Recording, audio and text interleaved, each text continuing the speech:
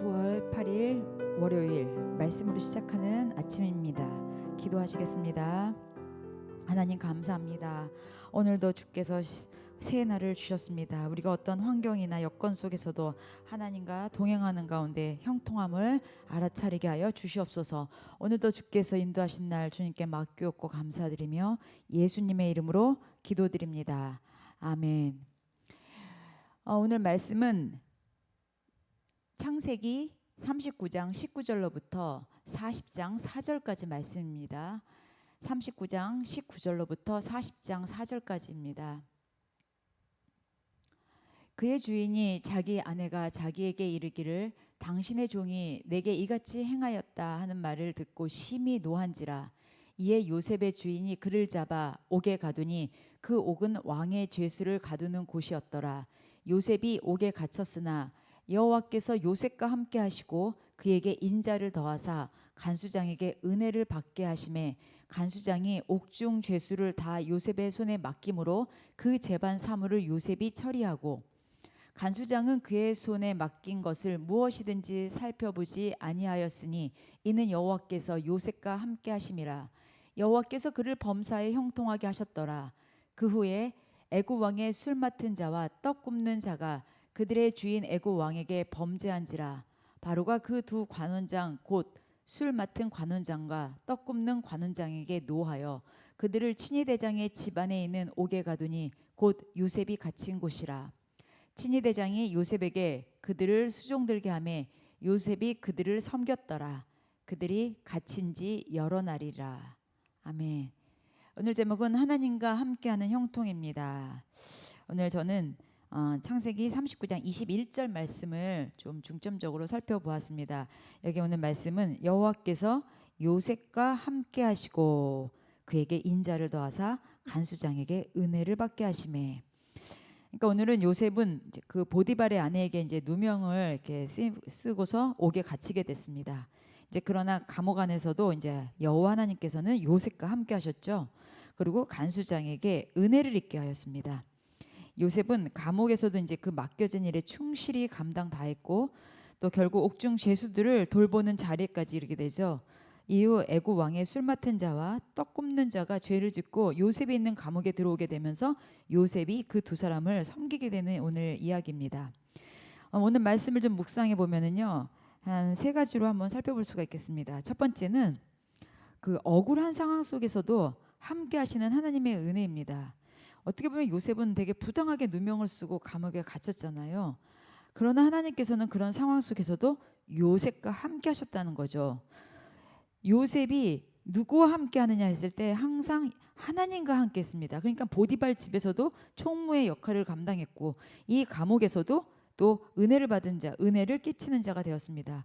외적인 상황은 어떻게 보면 최악입니다.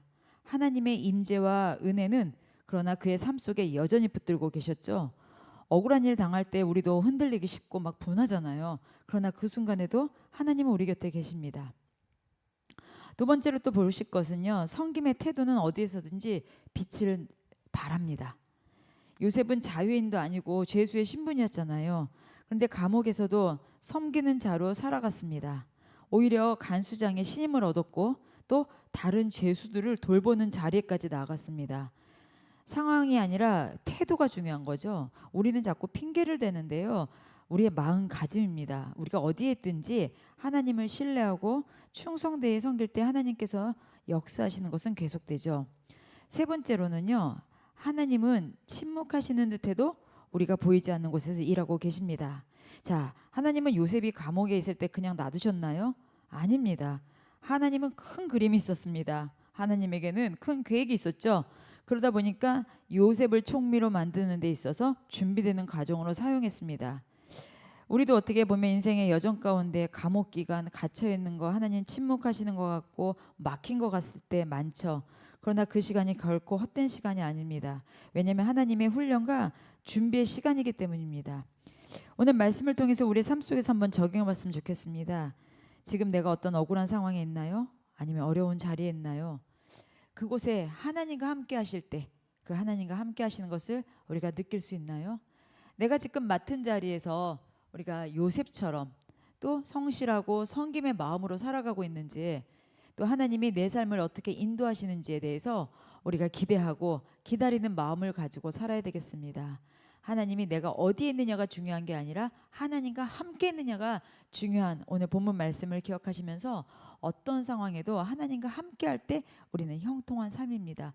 그곳이 사람이 보는, 세상이 보는, 남의 눈으로 봤을 때는 별 볼 일 없는 것 같지만, 최악인 것 같지만 오히려 그때가 하나님의 은혜가 있는 때인 줄 믿습니다. 오늘 말씀을 기억하시면서 오늘 여러분들의 삶 속에서 내가 하나님과 함께하는지 기억하시는 여러분들 되시기를 예수님의 이름으로 축원합니다. 기도하시겠습니다. 하나님 아버지 감사합니다. 내가 요셉처럼 억울하고 힘든 상황 속에 있다 할지라도 하나님께서 나와 함께 하시는 것을 내가 믿고 기억합니다. 나의 삶 속에 어떨 때는 침묵이, 어떨 때는 고난이, 나의 연단이, 환난이 두려움 속에 있습니다. 그러나 그때도 하나님께서는 일하고 계심을 내가 믿습니다. 요셉처럼 지금 내게 주어진 자리에서 충성을 다하여 섬기게 하여 주시옵고 한결같은 믿음을 보이게 하여 주시옵소서. 그리하여서 하나님께 인정받는 삶을 살고 싶습니다. 어떠한 상황 가운데서도 나와 함께 하시는 하나님, 나의 믿음이 흔들리지 않고 그 믿음을 갖고 나갈 수 있는 담대함과 용기 허락하여 주시옵소서. 감사드리옵고 예수님의 이름으로 기도드립니다. 아멘.